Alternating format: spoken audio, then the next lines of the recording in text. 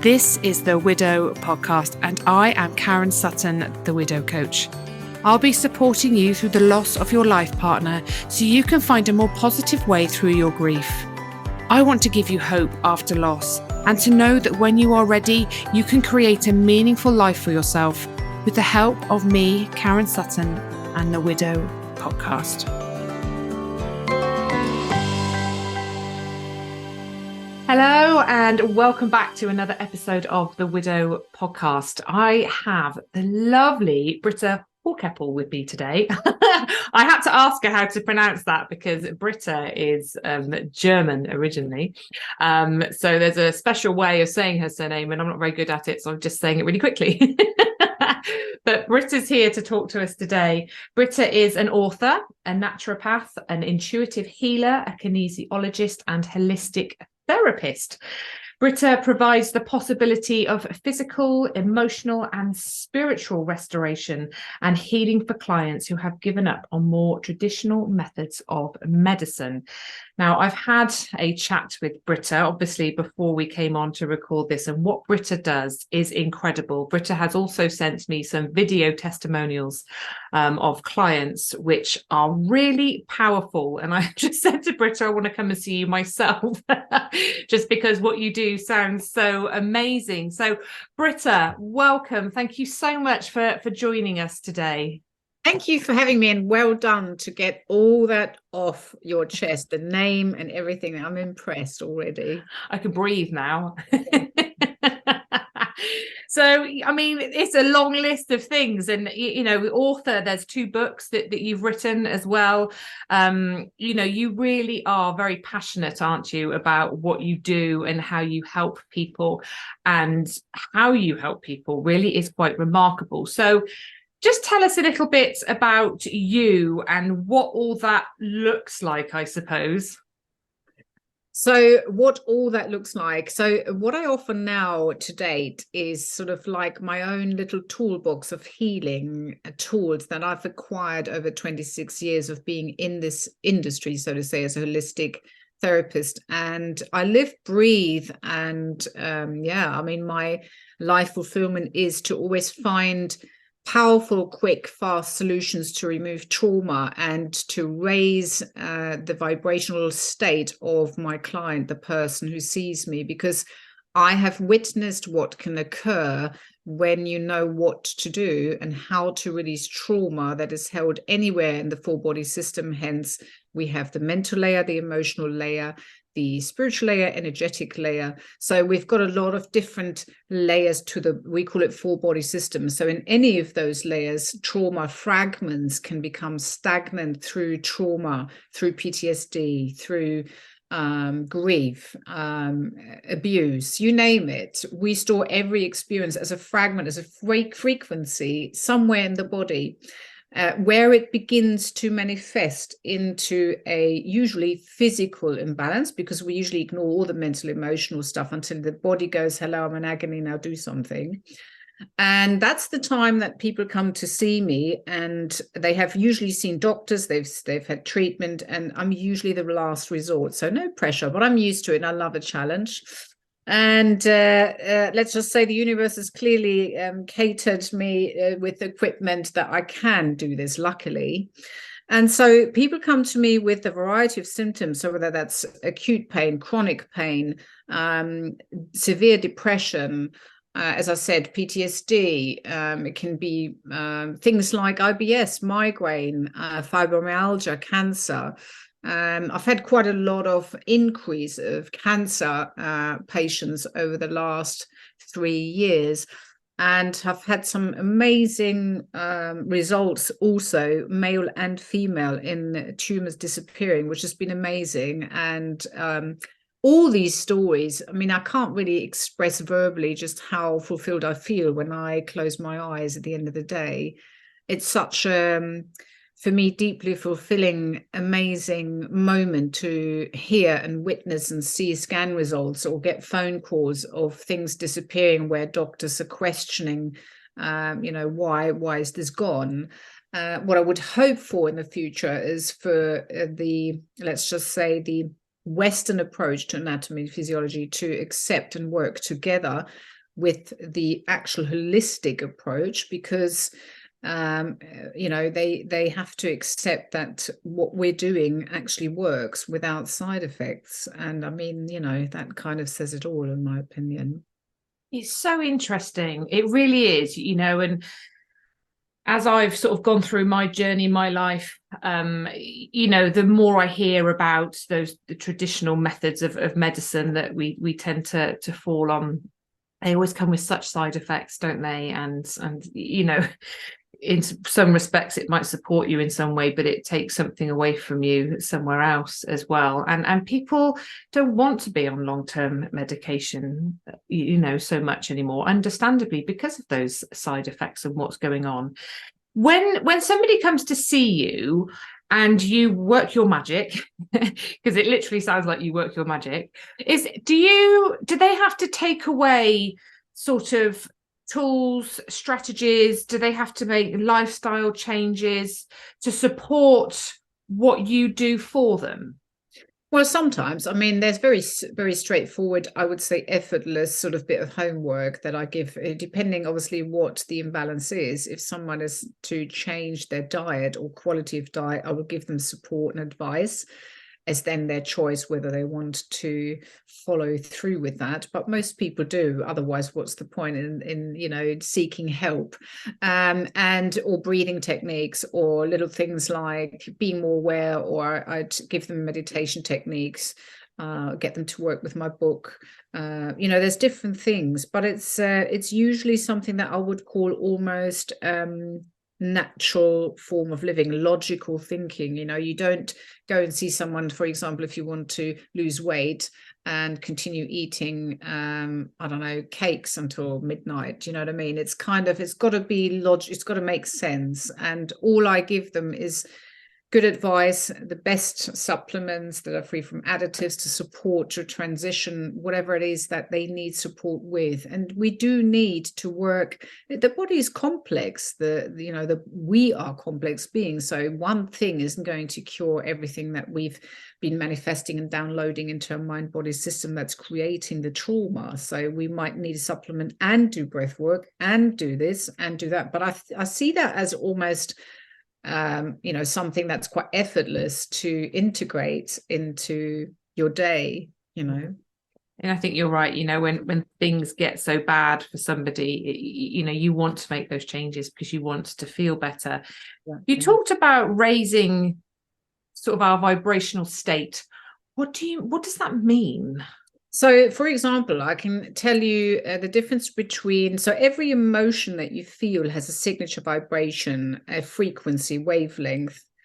So if, for example, people who think predominantly thoughts of anger or fear lower their vibration. So, for example, fear is on a frequency of, say, 20 to 30 hertz. Love and gratitude is around about 700.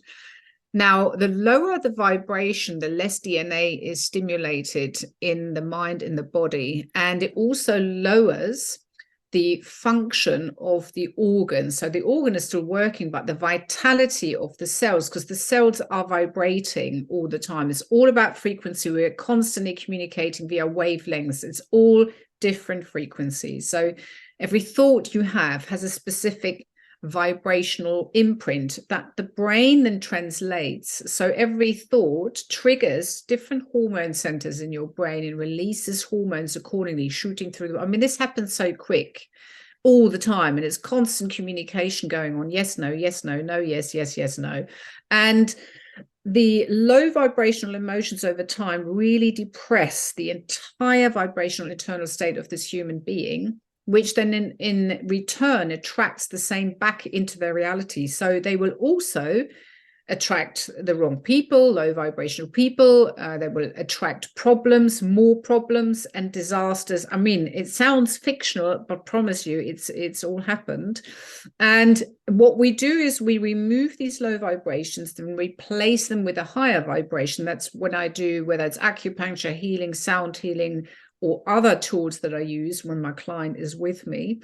And then I replace it with a higher vibration. So we work on a concept of what's called entrainment, which is that I I nullify the lower vibration with a higher vibration. So I literally do that. I just get rid of it and put in place a higher molecule that vibrates on a higher vibration in the entire body system. So the body then digests that in this quantum field, and the outcome is that the person will then attract external circumstances that are suddenly, everything falls into place. People suddenly sort of, I've had many people call me and say, you won't believe who spoke to me. It was this person who hasn't spoken to me for years, and it was all I've been waiting for. Just through a shift that they've had in my practice, things happen all around them. And I've had it for years. People come back and say, oh, this is interesting. That's a coincidence. That's funny.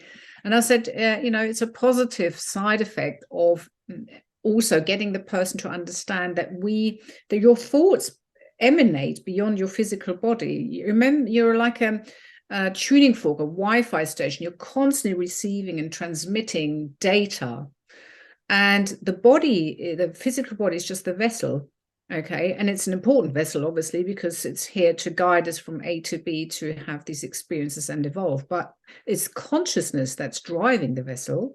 Consciousness feeds on thoughts, belief systems, vibration, and acts accordingly. And your whole life will be mapped out, mirrored back by what you're vibrating out into the field. I hope that's made sense. You know what? It's amazing, isn't it? Because I talk about this a lot, in my program that I run for widows. It's a 12-month program, and I very much help people with their mindset, because I really truly believe I've felt it for myself. I've seen it in others. Where our focus goes, where our energy flows, or our thought processes, what we choose to focus on, how we speak to ourselves, how we perceive there's so much, isn't there? And our brain is, like you say, there's so many thoughts. There's like 60 to 80,000 a day or something, isn't there, that are going on in our head. And it's something like 80% of them are negative, aren't they? And 95 repetitive.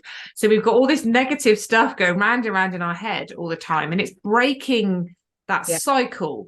But the impact it has on how you feel and how you view the world, once you start to recognize your thought patterns and create that awareness and shift your thoughts ever so slightly, it has a huge impact. So what you're saying there just confirms and validates that even further on a deeper level, even, just the energy that we give out. And you see it, don't you? Even when you're walking down the street, you'll walk past somebody that's upbeat, confident, shoulders back, eye contact, smile. You can tell they've just got a really lovely energy, and that comes to you, doesn't it? You kind of go, oh, lovely person, you're attracted to them, you want to talk to them, you say hello, they make you feel good about you can feel that. Walk past somebody in the street who's on a much lower vibrational level, maybe they've got something going on, they're giving out very heavy, negative, bad vibes, they're not talking, they're not being polite or considerate. You just come away feeling like, oh, that wasn't very nice, that interaction. So it makes complete sense. So when you do that for somebody, does that automatically impact their thought patterns as a result, or is that something that they would become more aware of? Yeah, the thoughts follow as we break the cycle, and then they are made more aware of their thoughts, because either give them maybe affirmations and make them aware of what they've been telling themselves for years, which inner child is talking to you, usually the 8-year-old or 10-year-old who's saying you're not good enough, you're too fat, you never do anything, you're like your mum, or you're useless like your dad, whatever. It's about the awareness is key in order to have knowledge, and then you can make the choice, and then you're given tools to act and use those tools to break the awareness. When it comes, it flags up in your mind, and you'll be aware, okay, this wasn't very nice, so now I'll go back into I want to replace that with a loving thought for myself. But that takes a bit of time. We have to invest a bit of patience in ourselves. We have to become our own loving parent that some of us haven't had, or the inner child that's always within us, that's always In a lot of people, walking around with a bleeding wound that's bleeding as it's walking through life without realizing, asking, waiting to be heard, seen, hugged, loved, and spoken to kindly. And every day, people look in the mirror, and from the moment they open their eyes, they hack into their entire, who they are, what they look like, their profession, it's horrific when you actually make someone aware just how much judgment, as we've just discovered, it is definitely 80%. It's horrific, really. And I'm not saying that I never used to do that myself. I used to do that to myself in my 20s and my 30s. I wasn't even aware that I was doing it. And if I was aware, I didn't really think about it. I just thought that's normal. That's who you are. And, no one really spent that much time on discovering, exploring, well, what can we do if that's there? Where's that coming from? And yes, we've all had history. We've all had childhood. No one really cared until I sort of started to go into it further and said, there must be something I can do, because this is not good. This is not healthy. And I think the body, the feelings and emotions are the guideline to show you if your body's balanced. And in my books, I also explain which emotion, for example, drains which organ. So, for example, anger and rage has an awful depleting impact on the entire body, but specifically also the liver.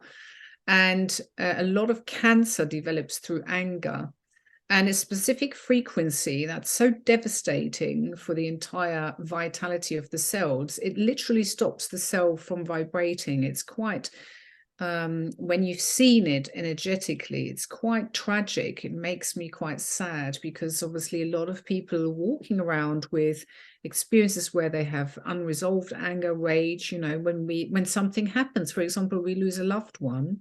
One moment they're there, this is love of my life, now someone's taken them from me. That creates a huge level of anger and rage and sorrow, and all these emotions have to go somewhere. And yes, we express it with tears, but that's sometimes not enough, because it's such a huge, it's almost like a fountain, it's so much coming back before you even release something. It's just overwhelming. And if that isn't suppressed, if that isn't expressed in a healthy way, it has to go somewhere. And then people come to see me months or years after, post grief, with all types of physical imbalances that are quite severe, because they thought, oh, well, that's done, I have to get on with life. But grieving doesn't really go, right, okay, we're having 2 months of this, we're having 1 month of that, and then we're done. It doesn't quite work like that, because obviously we have hormonal changes, we've got environmental changes, everything, everyday life plays. It's every single day is a separate experience that we have to go through the biorhythmic wheel of emotions, hormones, and we just have to find tools that help us manage the best way we can through those ups and downs, if that's the right way to express it, through this life. Yeah, absolutely. And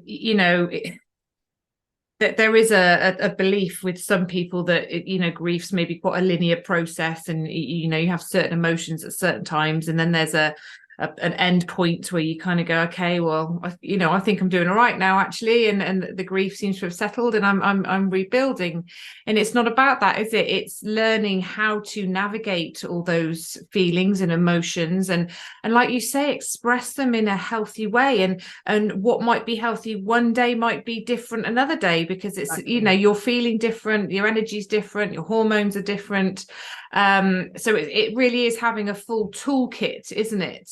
Of things that you can fall back on that help you nurture yourself through it in a in a kind, compassionate way, because to your point earlier, you know, we're so judgmental of ourselves, aren't we? And we're so critical of ourselves, and we feel these emotions, we label them as negative and positive, and if they're negative, they're bad and we shouldn't share them, and we're a burden and got to get on with it, and I'll just carry on and it will sort itself out. And it doesn't you know, it's back to the, you know, the book, isn't it, with Dr. Bessel van der Kolk of the Body Holds the Score. You know, I think he's really raised the awareness of how we hold trauma in our bodies, which is something I don't think that we're particularly connecting the dots to very well, even still. You know, there's a lot of work to be done, but we go through these major life events and there's so much in it.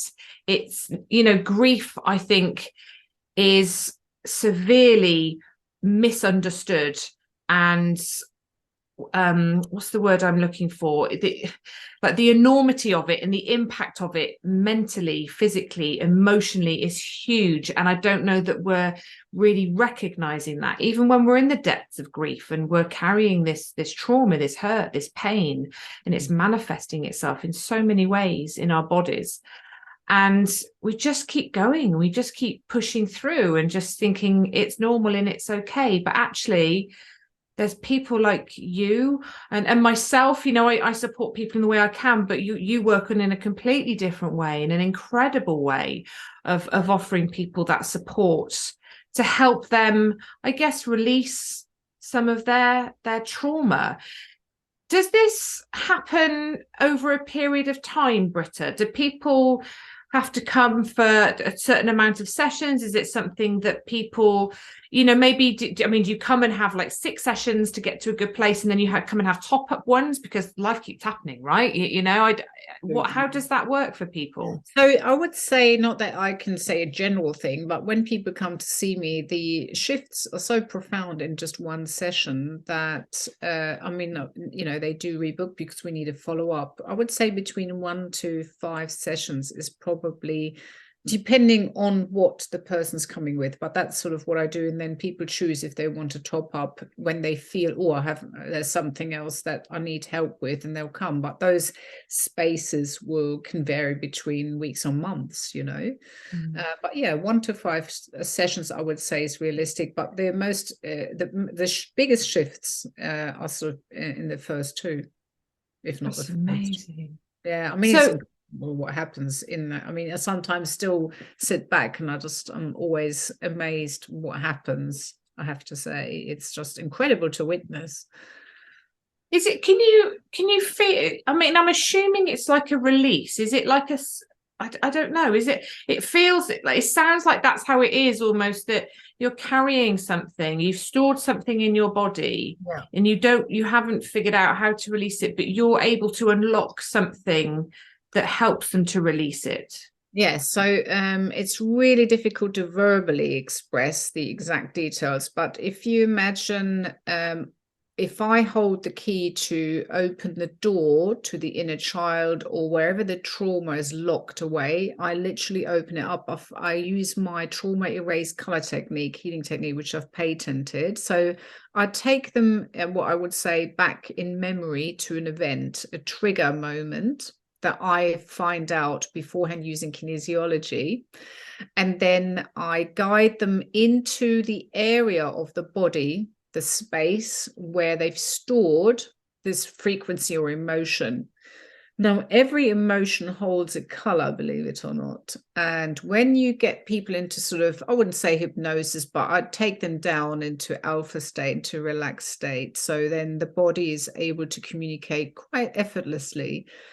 And they're given the information of from the body where it is, what color it is, and which emotion specifically, who is connected with it, when it happened. And then I just grab it literally, and then I start purging, I start removing it out of the body using my sound healing and specific techniques together with my client, who's then also having to use sound and breath technique as I am using sound. It's quite shamanic in its actual happening, and it can be very severe, so people can have severe emotional reactions. They can start to literally drench their clothing, because the adrenaline that's coming through the body, shedding a lot of sweat. So some people go through shivers, vibrations, they start twisting, they start doing all sorts of things. It is a little bit like, sometimes it looks, I've always said it's like a healing exorcism. I know it sounds scary, but it isn't.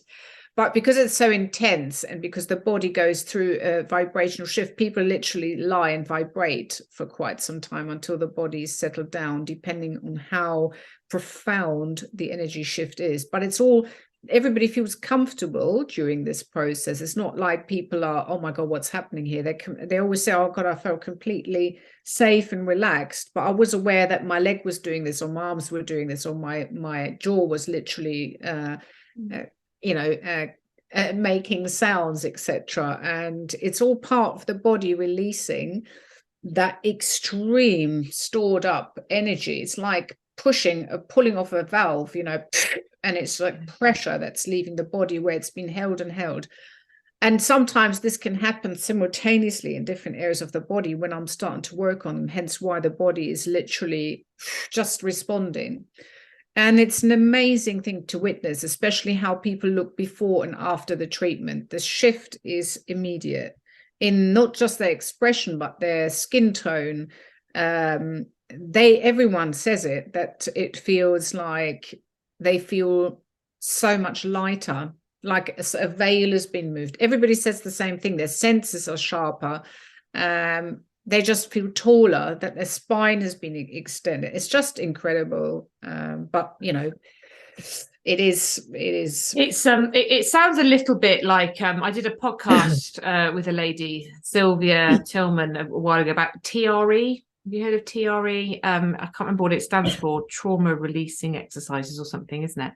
And where you take your body to a place where it shakes. It literally shakes, and it's an involuntary shaking. She did it with me before we did the podcast, and it was like, oh my God, this is really weird, but it makes sense, when you look at the science of it and read into these things of how the body releases the trauma.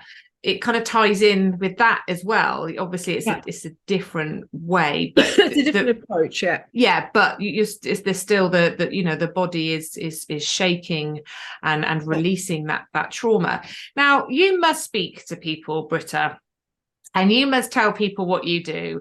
And I'm going to ask this because I know there'll be people listening to this conversation thinking, oh my goodness, what a load of rubbish, because and I'll be honest, I was that person after my husband died. A friend of mine offered to do some Reiki on me.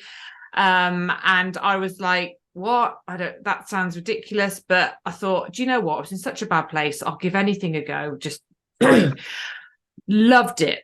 Really felt the benefits of it, which has now evolved into some crystal healing, which again, I love. Don't necessarily massively understand it.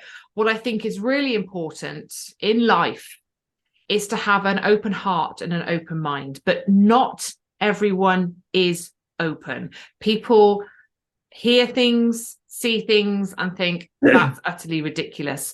What's your response to people when they're kind of maybe poo-pooing what you do a little bit and not thinking that it's real, it's valid?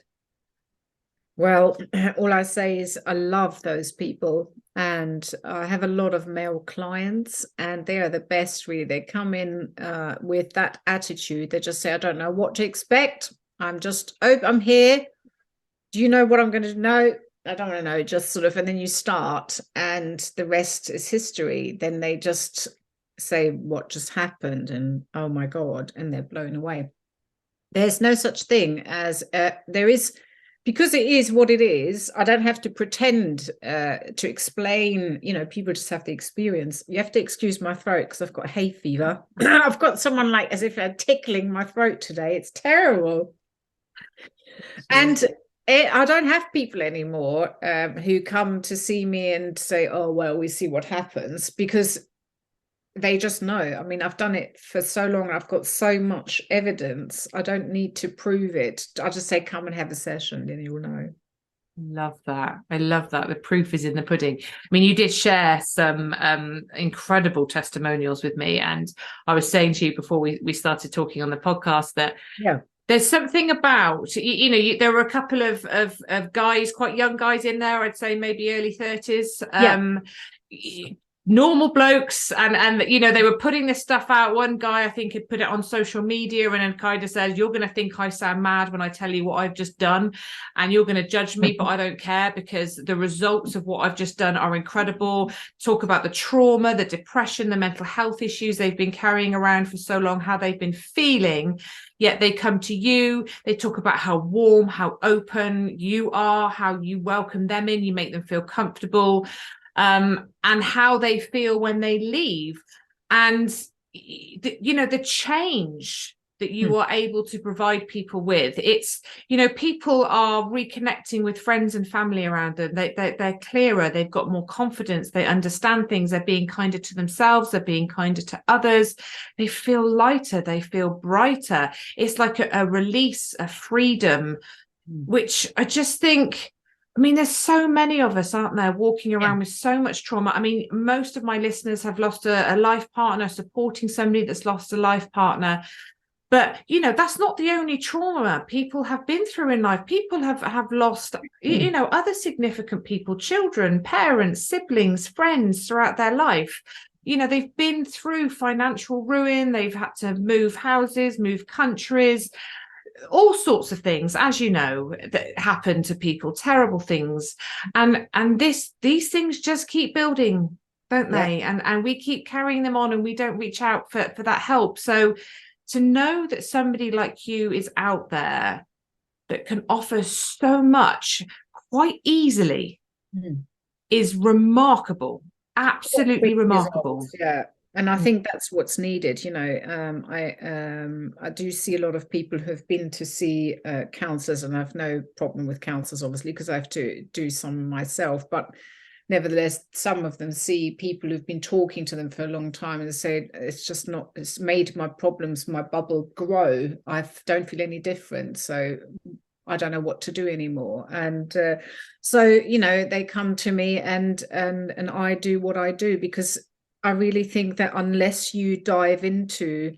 the person in this 4-body dimension, you can't actually help them properly, because you can't just talk to someone and expect the body to go, oh, that's sorted then. Right, I'll get on with life. That's good. It doesn't work like that. You have to change the vibration, otherwise it stays the same. If you just talk to someone, you load them with more. The mind is already doing overload, and all this talking creates more overload. It cannot work unless you integrate it with something physical, with something that where every area of the body can literally start releasing something and be understood and have a release of some sort. And I mean, I've treated a lot of different age groups with grief, because obviously we can have children who've lost parents, or where a mum had breast cancer and they thought mum was going to die. Mum survived, but it's been stuck there since the age of 3, and now it comes to me at the age of 9 with anger issues, which has stemmed from grief. Grief can sometimes mutate into rage, into other emotions later on in life if it hasn't been recognized. It can lead to silly things like grinding as a mild symptom, but it can also lead to liver cirrhosis because of the anger.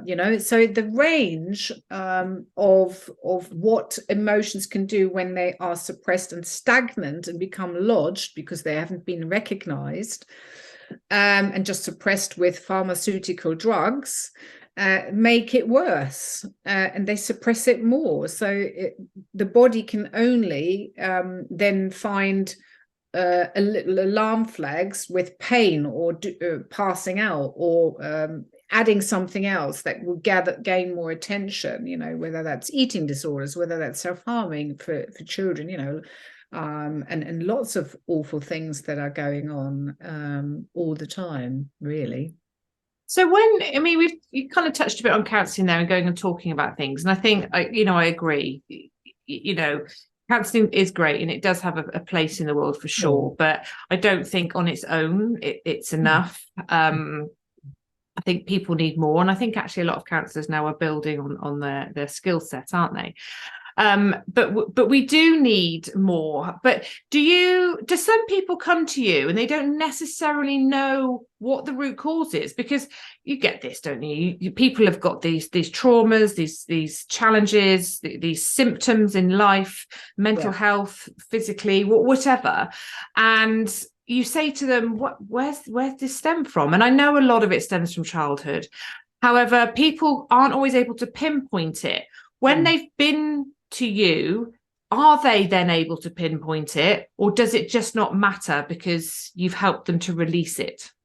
No, it matters very much. And there's two things that I do. So I have the ability to actually read the energy of the body, which is going to freak people out even more. As an intuitive healer, I'm actually gifted, so I can actually see things and hear things what the body is telling me. I know it sounds crazy. I can also read your auric field, which is an expression of colors that are, again, connected to thoughts. So I've had people sitting there, and whilst they're talking, whilst they're writing their history, sort of details, I already get downloads of what's actually going on. That, in combination with using kinesiology, which helps me detect the age, where it happened quite quickly using a testing technique, with my ability to read energy, is effortless. I find out exactly in maybe 10-15 minutes what the root cause is, and it never takes longer than that. I know it sounds crazy. Listening to myself, I'm thinking, yes, but it's true. And maybe it's only taking 10-15 minutes nowadays because I've done it for 26 years and my body's so tuned in into these colors and what comes away from the body, the fragments. I can read it so clearly. That's just one of my skills, And without my skills, I would just probably rely on kinesiology. But having the added skill is, and just today I had a lady here who lost her mother, who was stuck in grief. Just today. And again, it might freak people out, but I connected to her mother. I gave her details about things that she used to do, that she used to like, that she experienced with her mum, how she is connected with her son, etc. And there was so much detail in that, that she took away this comfort, that this soothing that she hasn't had ever since of losing her mum. Now, that wasn't my intention. I don't choose that. The parent decides when they come in because it's energy. Working with energy means that the physical body, once that's left behind, doesn't stop the connection between loved ones. The energy remains in the field. For whatever reason, they are aware of what we say, think, and do. They can zoom in and out of this dimension. I think it's amazing. It's quite frustrating because we know this, but we can't communicate, pick up the phone, go, right, I need to speak to you now, because they can't talk the same, but they will give you signs. They will give you different temperatures, certain smells, certain words, songs. They come with so much evidence and validation once you open up. When the time is right, you can open. You can find so much comfort and understanding in knowing that none of us ever die. We just don't. And whether people believe it or not is not my issue. It is what it is. And it's just knowing and learning to almost create a new form of communication between you and the loved one. And it's not going to be the same. It's not like picking up the phone. It is a different form of communication, but you can definitely stay connected with a loved one beyond the physical. And I think it's really important, we cover this a lot again in my program, that those continuing bonds, creating those ongoing connections, because physically your person's no longer here, but emotionally, that love that continues, that does live on, that doesn't die.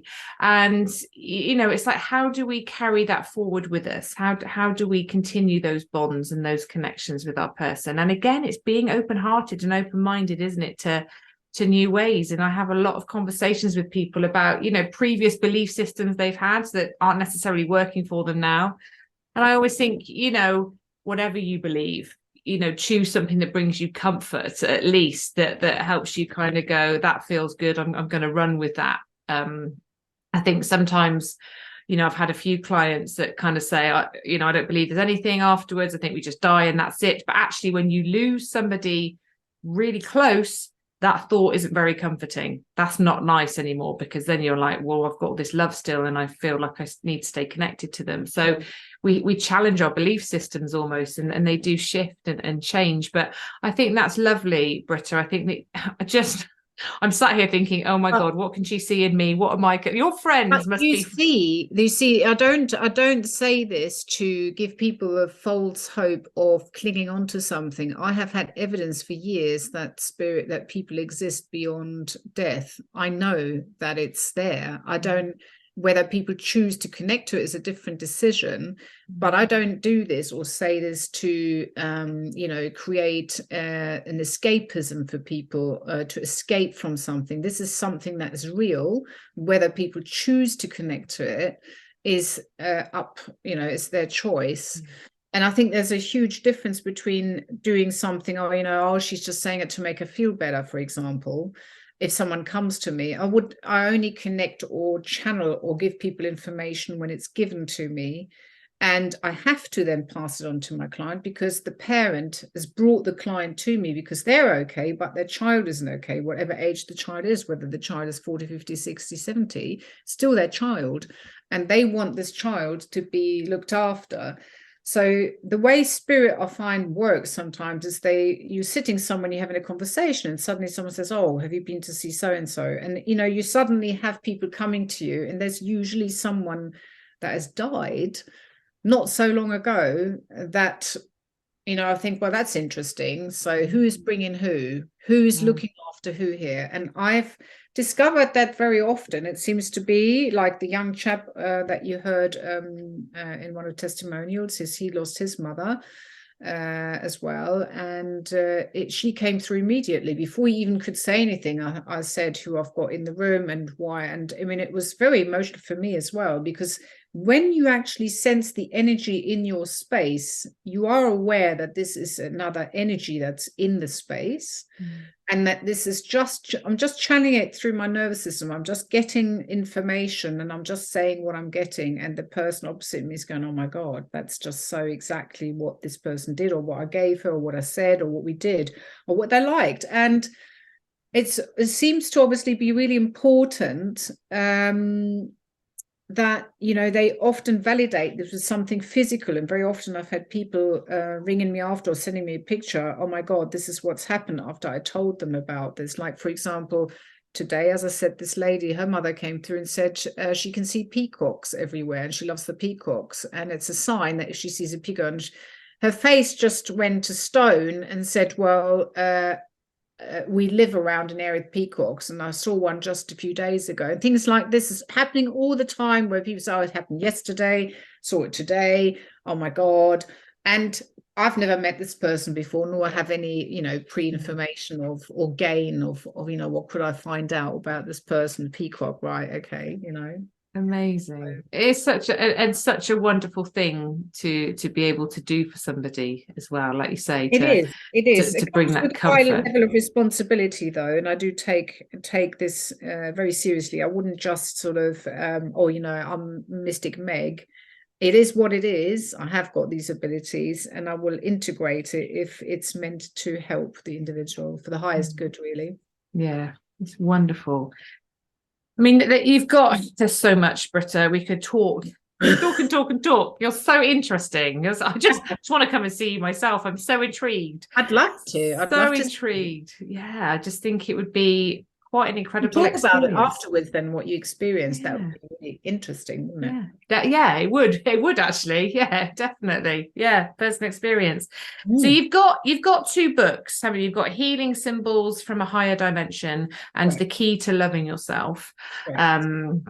Which I think, and people can find, can't they, which is on your website. We'll put the link in the show notes for those. But if people wanted to get in touch with you and explore a little bit, where's the best place to find you, Britta? I think if they just contact me via my email, which is britta@vitaserena.co.uk, or just simply contact me on my mobile, which is the 079 00211 088.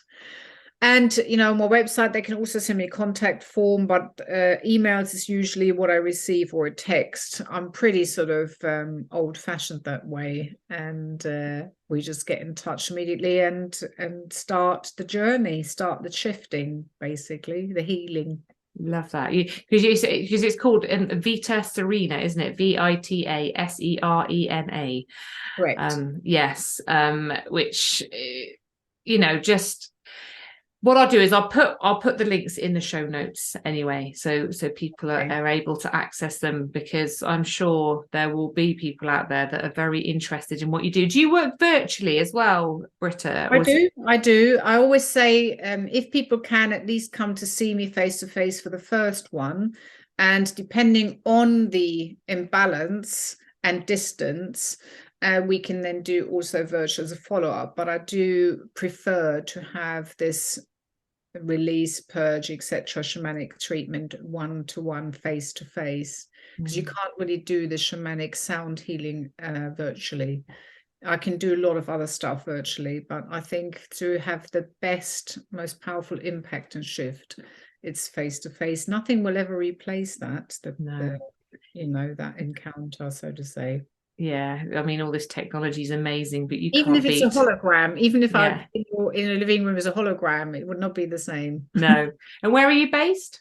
I'm based in Coggeshall, that's in Essex. So Coggeshall being, again, quite famous for its ley lines and energy. So at the time I moved here, I had no idea that was the case. But now I've learned that Coggeshall is quite an energy hotspot. Surprise! Drawn to it. I love it. Well, listen, thank you so much for your time. Thank you for sharing. I just love what you do. I think it has such a powerful impact on people in their lives. It really does. And I know there's more and more people like you sort of coming in and doing this work. It's becoming more recognized, which I think is a wonderful thing for everyone. So just thank you for sharing. Thank you for creating the awareness, and thank you for doing what you do, because I know you're doing great work, Britta. Thank you for having me. It's been an absolute pleasure. I've loved sharing a little bit of what I do, and thank you for giving me the opportunity to express what I do, and to get maybe 1 or 2 people out there who are going, oh, what's this? It might change their life, and so because of you. So I think it's just nice to let people know what is available, isn't it? Because we don't always know what's available, because we don't know to look for it either. And I think to let people know it's there. Yeah. Thank you so much for having me. It's been lovely. Thank you, Britta. Thank you so much for listening to the Widow podcast with me, Karen Sutton. If you would like to be part of a supportive community of people who understand your grief, come and join my free Facebook group, Widowed and Rising. And make sure you tune in to the next episode of the Widow podcast.